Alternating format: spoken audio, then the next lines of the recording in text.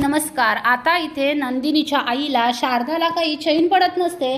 ती म्हणते माझी मुलगी असं हे सत्य मनात घेऊन किती दिवस राहणार आहे। मला काहीतरी केलं पाहिजे, मलाच जाऊन आता सगळ्यांना सांगितलं पाहिजे। त्या दिवशी मी म्हणाली सांग काव्या, सगळ्यांना सांगून टाक, पण काव्याने सांगितलं नाही। आता मलाच सांगावं लागणार आहे।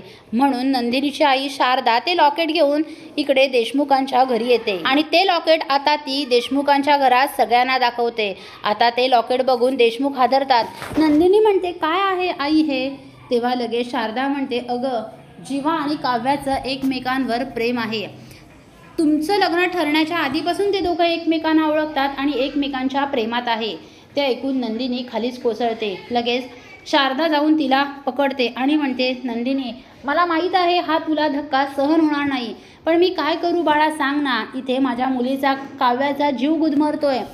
एवढं मोठं सत्य घेऊन ती इथे राहते। ज्याच्यावर तिने प्रेम केलं तो तिच्याच बहिणीचा नवरा। तिला कसं सहन होणार आहे? म्हणून ती हे लग्न, पार्थचं आणि तिचं लग्न ती ॲक्सेप्ट करायला तयार नाही आहे। आता मात्र शारदाने येऊन देशमुखांच्या घरात बॉम्बच फोडलेला असतो। आता मालिनी म्हणते शारदा वहिनी काय बोलताय तुम्ही? हे तुमचं तरी तुम्हाला कळतंय का? अहो आता लग्न झाली आहेत मुलांची, मग तुम्ही का दाखवलं हे लॉकेट आता सगळ्यांना? ते तुमच्या मनातच ठेवायचं होतं। तेव्हा लगेच शारदा म्हणते मालिनी वहिनी काय बोलताय तुम्ही हे? अहो काव्याचा त्रास तुम्हाला दिसत नाही आहे का? काव्या माझी आतल्या आत झुरते, आतल्या आत ती रडते। रात्रीची तिला झोप लागत नाही, ती रोज नीट जेवत नाही। अहो तिची काय अवस्था आहे हे तुम्हाला नाही कळत आहे का?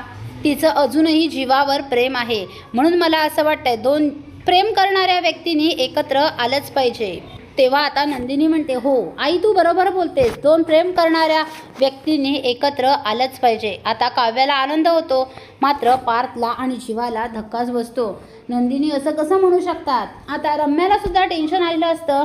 आता जर काव्य आणि जीवाचं लग्न झालं तर आता पार्थ आणि नंदिनीचं परत लग्न होईल, म्हणजे माझा पार्थ माझ्या हातून निघून जाईल। तेव्हा मालिनी पुढे येते आणि म्हणते नंदिनी काय बोलतेस तू हे? अगं तुझं जीवासोबत लग्न झालं आहे। नंदिनी म्हणते हो, तरीसुद्धा मी माझ्या बहिणीसाठी मी जीवाला डिवोर्स द्यायला तयार आहे।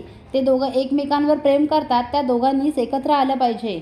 आता जीवा काहीच बोलत नाही। आता काव्या म्हणते अगदी बरोबर बोललीस ताई तू, मला सुद्धा तेच वाटतंय। आणि काव्या जाऊन तिच्या आईला मिठी मारते, पण नंदिनीला होणारा त्रास कोणालाच दिसत नसतो। नंदिनी असं बोलते आणि धावत रूममध्ये जाते आणि एकटीच खूप रडत असते।